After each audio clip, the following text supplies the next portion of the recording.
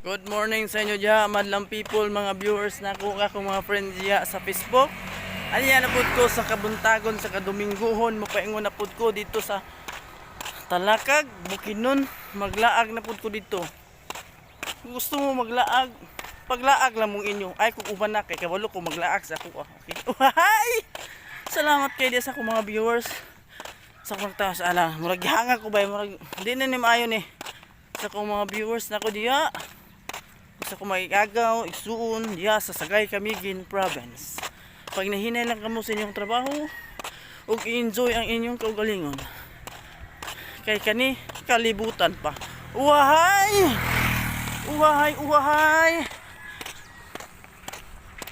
Ubani ko ninyo sa paglaag sa Talakag. Magsuroy-suroy o magsakay sa bike, nga hinay kay ang dagan.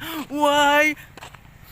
Late na ka, ano ba itong late na ka, tapos late na ka, tapos hindi po yung sakyan.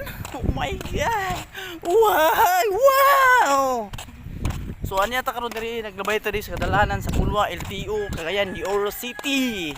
Ang atong atbang diri unahan dito LTO kaliguanan, tag 100 ang entrance. Uhay, kung ikaw walay kwarta mo ligo, pagkakamay pa maligo ka sa pa, no, tuktukan, ma-enjoy pa ka sa limatok. Uhay, daghang salamat og maora na kay hapit ako makasakay sa jeep kay nana ako sa kahighwayan. Daghang salamat mga uhay.